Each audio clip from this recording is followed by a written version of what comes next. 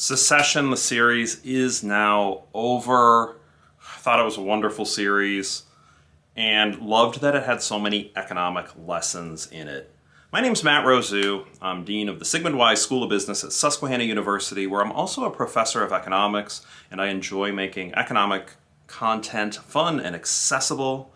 And this is part of the series examining the economic lessons in HBO's Secession. Now, for this lesson, we're going to examine part of the eulogy that Kendall gives in the second to last episode of the series at Logan's funeral. We'll go to the clip right now. You know, he had a vitality, a force that could hurt. And it did. But my God, the sheer, look at it, the lives and the livings and the things that he made. And the money. Yeah, the money.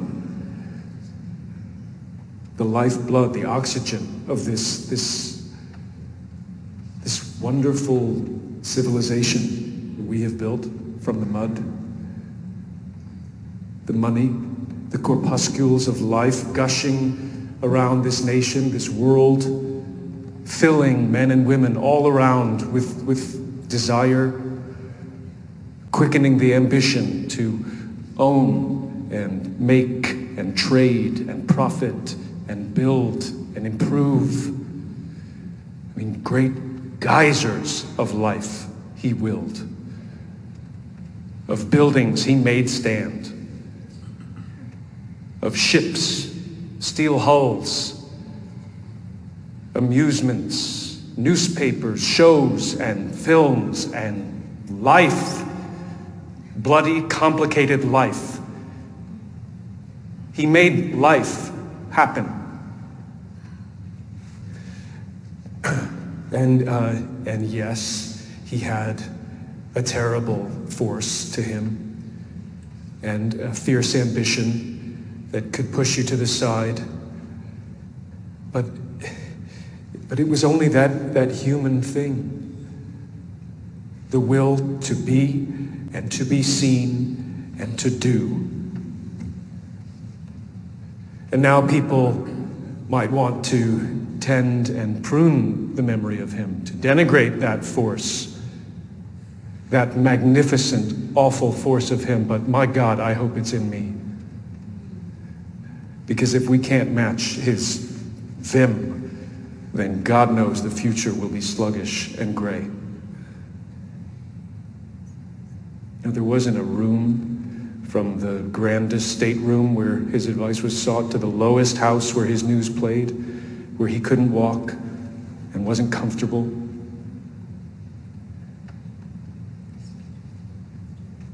He was comfortable with this world, and he knew it. He knew it, and he liked it. And I say amen to that.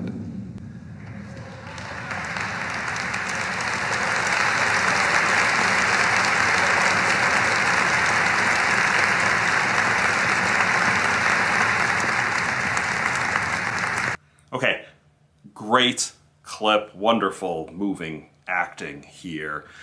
The economics question is how accurate is this? Here we hear Kendall talking about how Logan loved money and how the money slooshing around, right, was what made the world a better place.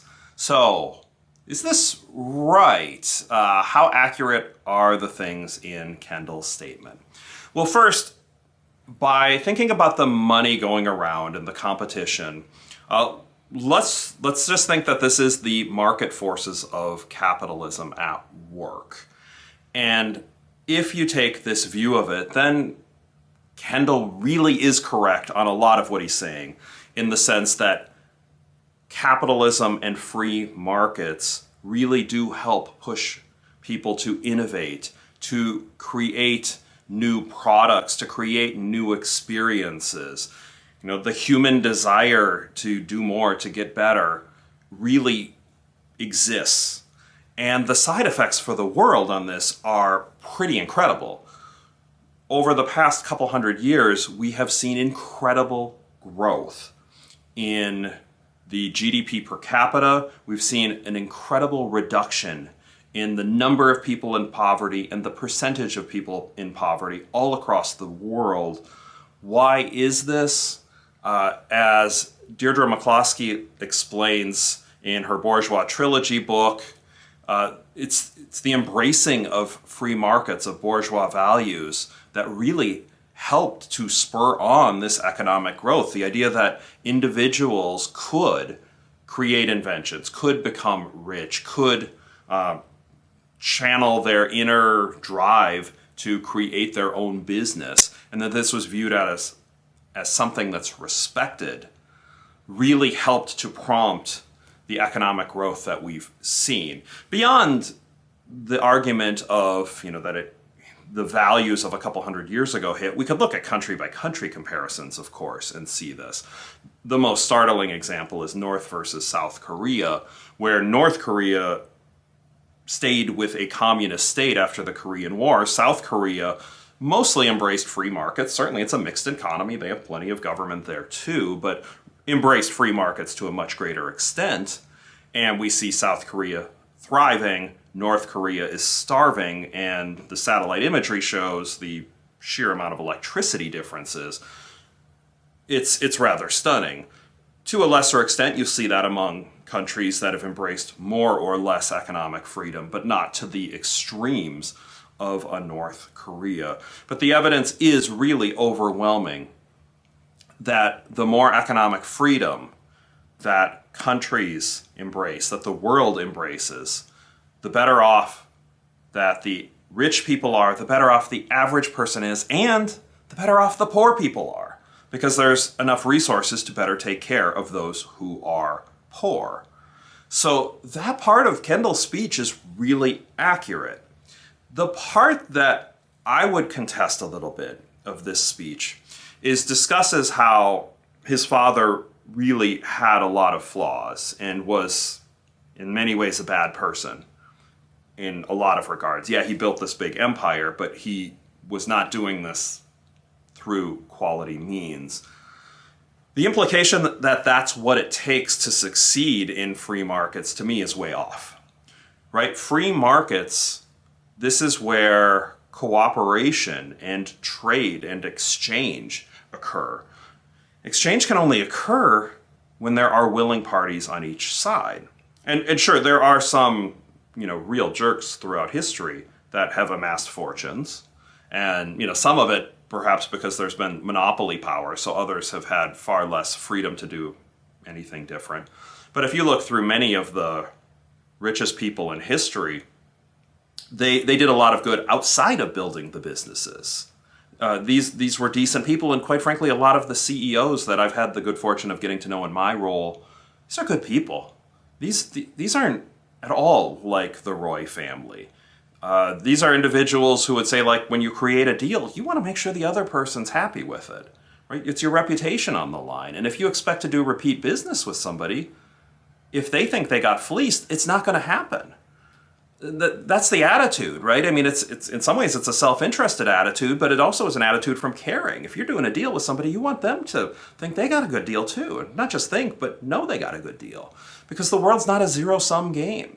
As a firm, you could get a good deal and the other person could also get a good deal. And that's a wonderful thing. And that's helped to build what we have seen in the past couple hundred years, the amazing increases in wealth, the amazing decreases in poverty. So I would contest that point of Kendall's speech. The implication that, sure, his father was terrible and that's why things were good, but he had to be terrible for this to happen.